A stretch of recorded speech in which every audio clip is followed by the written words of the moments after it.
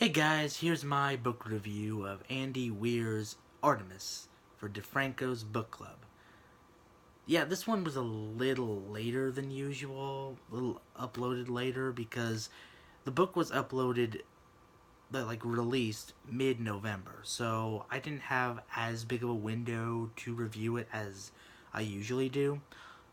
Also, another thing that was a pretty big hindrance for me enjoying this book was that I just didn't really like it. To me, it was a big letdown. So, yeah, let's talk about it. First off, let me acknowledge that I might be in the minority on this one. Last month, it seemed like I was the only one to love Sleeping Beauty, so I don't know, maybe I have terrible taste. The core problem I had with this book was the main character herself. Jasmine Bashara was just so annoying to me. She was the combination, just the perfect combination of sarcastic and boneheaded that just knows how to irritate me specifically. Now, I have not read The Martian. I love the movie, but I just not have time to read the book. So this is technically my first exposure to Andy Weir's writing style. It's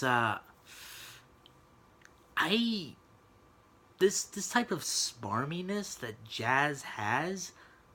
I'm curious to know if Mark Watney has that same type of smarminess, because if so, that's kind of a bad sign.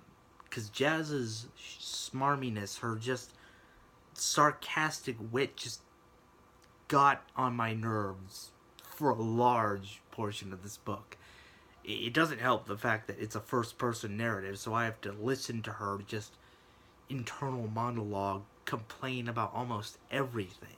She is just rude to everyone she meets. It is just unbearable. I wish she would just shut up half the time. Ugh. And not only that, but she's this type of character where everyone says, like, oh, you're smart, but you just have to apply yourself. But she makes some really stupid decisions throughout this whole book.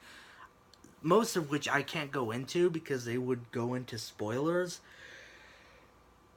One, I will say, is this fact that she has to go into this area that's full of moon dust. And moon dust, in case you don't aware, is like 10 times worse than earth dust because, like, moon dust has, like, these sharp particles. There's no air friction to, round it out, ground it out. So it's sharp. She goes into this area. She knows that there's probably going to be moon dust there. But she forgets to wear goggles. And I'm like, why didn't you bring goggles? And keep in mind, she's not a newcomer to this area. She was raised on the moon. She wasn't born there, but she was raised there. So I'm just like, how do you make this beginner's mistake? She has to rely on her friend, one of her friends, to spray down her eyes. And even when he's doing it, she's like questioning, oh, what are you doing? I'm like, what the fuck do you think she's doing? He's spraying down your eyes, you dumbass. It's so frustrating when one of her core character traits goes against, when her actions go against her core character traits. It's irritating as all hell. Not the least of which being the fact that the climax of the story, like the main crux, what happens at the end, is kinda her fault. And the fact that she didn't account for this. No spoilers, of course, but it's just so irritating. And by the end of it, it really feels like she doesn't learn anything. So, yeah, for me personally, I couldn't get into this. The main character was so irritating that it painted my perception of the rest of the book, which is a shame because the setting itself is really interesting. Maybe if this was like a third-person book, I'd be interested in it. But it wasn't. So, yeah, disappointing, but I look forward to what else you give me, Phil. I hope it's better than this one. Bye.